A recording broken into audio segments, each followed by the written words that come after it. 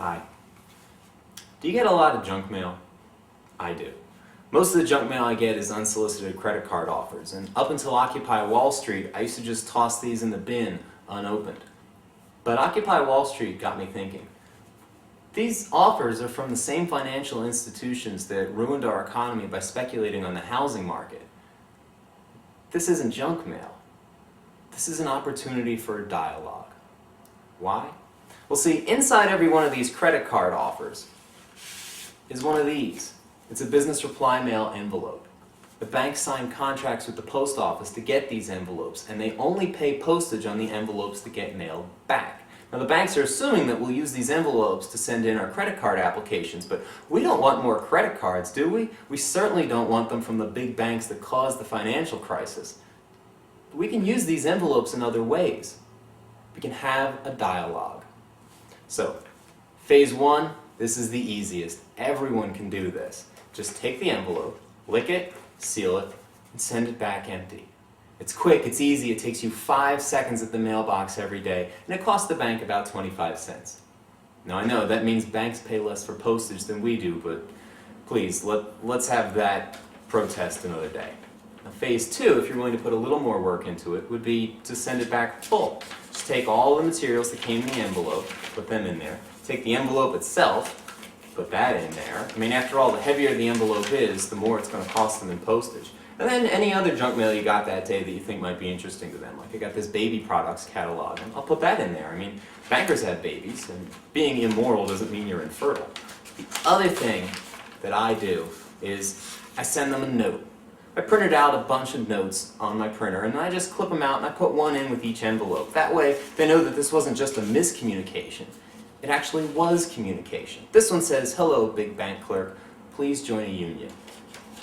Now, phase three, if you're willing to put a little bit of money into it, and I do mean a little bit, would be a wood shim. This is a wood shim.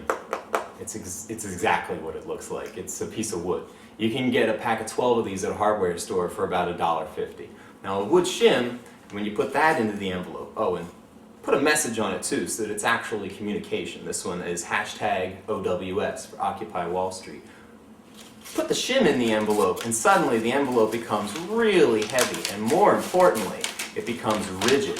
Why does that matter? Well, a rigid mail piece costs more in postage to mail. That's why Netflix has to pay more money for their DVD mailers than like you pay to send a postcard.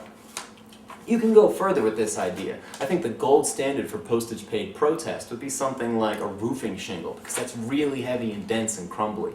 But it's important that this should be about communication. So I think that putting some sort of message, clear, rational, debate, a slogan, something you saw on a good sign, I think that matters too. Think about the scene in a mailroom at a big bank when they get a few dozen roofing shingles, a few hundred wood shims, and a few thousand empty envelopes. They're probably going to have a meeting about it. And that's the point of this. This isn't really about running up the postage bill in the big banks, although that's a nice side effect. The real effect of this is to force banks to react to us.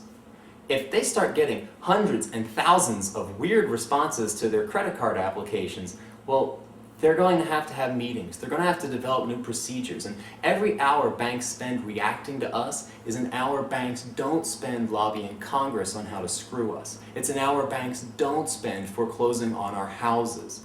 So I think that's progress.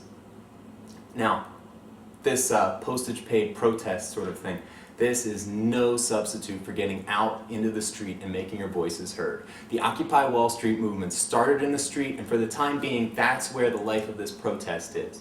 But after you've been out there lending your voice to the crowd, or if you happen to live in a city that's away from the big cities that are having major Occupy movements, go to your mailbox, spend 5 seconds sorting through your junk mail, and send some stuff back to these guys. If you can't occupy Wall Street, you can at least keep Wall Street occupied. Thanks for watching.